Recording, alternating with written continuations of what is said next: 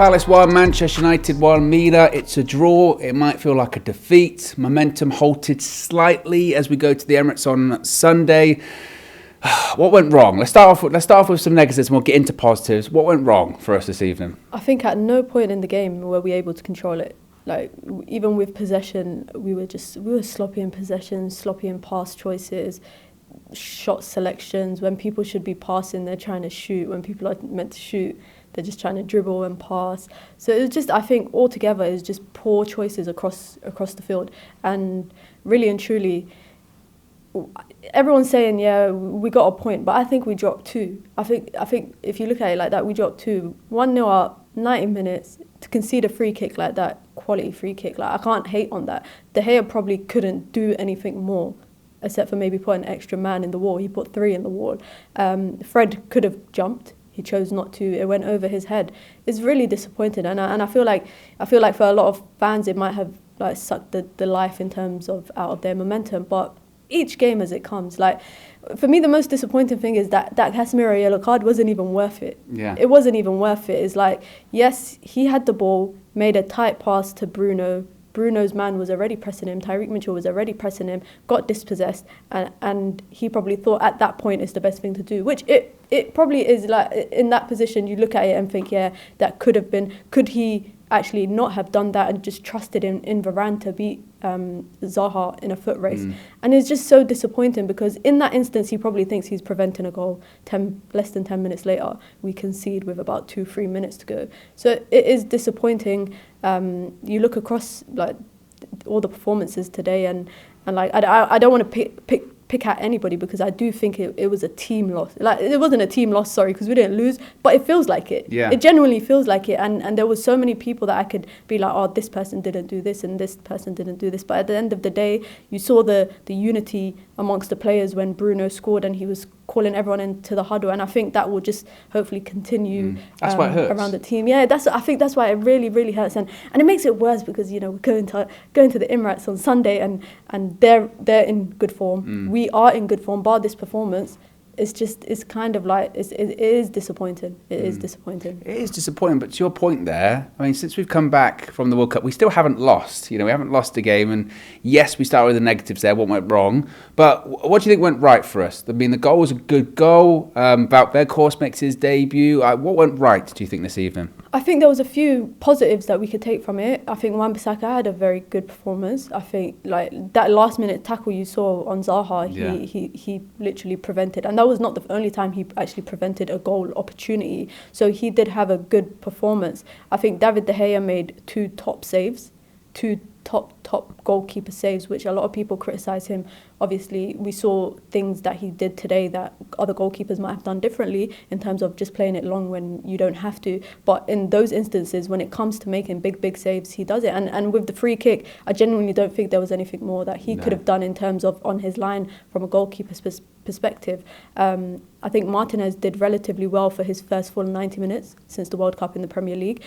Semi-concussed. Yeah. So I think that was positive. And even with Weghorst's debut, I think second half he was quite quiet, but in the first 15-20 minutes, you saw him linking up quite often. There was 2 actual particular moments where he linked up, and one of them he created an opportunity for Rashford, and Rashford's mind, I don't know, he just maybe was overthinking it, and he went to try run a bit more where he should have just shot. Weghorst was dropping into pockets of space, similar to what Anthony Martial does, but with physicality. And I think with the goal as well, he made that typical number 9 run, which Marcus Rashford, if he was in that position, might have made that run too, which opened up the space for Bruno Fernandes, and Bruno Fernandes took it calmly. Bruno had a good first half. Second half, across our entire midfield, we were just sloppy. We were sloppy with our passes, sloppy with our choices, sloppy with just being the second balls. We were sloppy with that. And I do feel like once Eze came on, Palace just wanted it more. Yeah. And I do feel like it's one of them games where it's battle of midfield. Casemiro's playing at about a 70% level because he's trying to avoid a yellow card, which in the end he ended up getting. But you can look across the pitch and take some positives, but is because the momentum has been sucked out. I feel like a lot of people would just look at the negatives rather than the positives. But I do think, for me, Wan-Bissaka, man of the match performance against his old club. Zaha switch sides at one point because he didn't want to come up against Wan-Bissaka anymore. And obviously people always talk about Wan-Bissaka and what he lacks going forward, but we can see that he's working on it. You see that little link up between him and Anthony, which even with Anthony, I will continue to be patient with him because it's a new league. He's only come in the summer. But there's just been instances today where I'm thinking, just run at your man. He did it once. He did it once in the game. I think it was Richards. He beat him and got a corner. Yeah. So I just wanted him to just run at his man. And even Garnacho, when he did come on, and I feel like people have obviously expect Garnacho to be this super sub, this impactful sub, but he's coming on at 1-0 where he's probably just trying to see it out. Yeah. He's trying to see the game out. And you did see when they equalised that he took a shot from a corner, which I genuinely can't remember any other shot in the second half, except for that one. Casemiro missed the open goal. That was going to be my next thing. So Casemiro, obviously, he's going to be a big miss anyway. But then also, we did have the chance to win it at the end late on, and he missed it. I think he just didn't see it coming, and I think you can see he's going in for the header, but it hits his thigh. So I genuinely don't think that he saw it, and I can't criticise him for that because it's just one of those opportunities. And I feel like people are going to look at the McTominay penalty and feel like United we could have got a penalty. Think it was penalty? I feel like there was contact. I feel like there was contact. I genuinely feel that. But also it's like, I was going to say something blasphemous, but after the City game, maybe it's karma. Maybe it's karma. I'm not too sure. But I do feel like it was a penalty. And I just feel like we were like unlucky in that instance. But I said this before, we have to just take each game as it comes. Every game, like, for example, I know we've got Arsenal on the weekend, but even going into the Forest game, a lot of people are going to think that, for that semi-final, we are favourites. But we just have to take each game as it comes. Ten Hag is building something. He was a bit, I think, reluctant to make changes when it came to 60, 65, 70th minute. And I think 80th minute, 1-0 up, please take off Casemiro. Just take him off there. Yeah, that's what I was going to say with Casemiro. Do you look at Ten Hag and do you just say... look, I didn't want him to play him anyway, and for 80 minutes I thought, well, he's got it right. Casemiro was really disciplined in his performance, but would you say after 80 minutes, take him off, you're 1-0 up, something's going to happen, they're going to get an opportunity to run in behind? Like, it was coming, it felt like that was going to happen. It was, but it's one of them ones where I look at it and think, okay, they were pressing.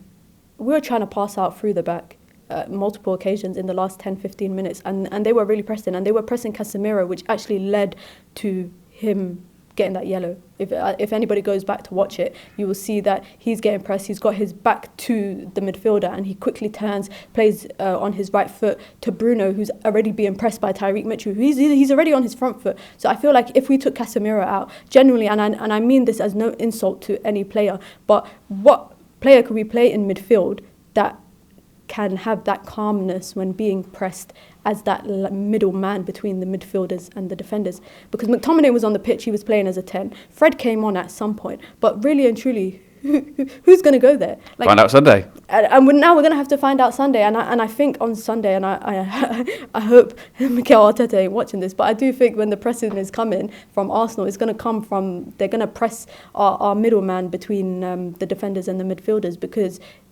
Casemiro can play comfortably out of that, and I just think Ten Hag, he should have taken him off by the 80th minute. And finally, as we head to the Emirates on Sunday, we're going to win. We have to believe that we're going to win, but I think we're going to draw. Mina says a draw, but we have to believe.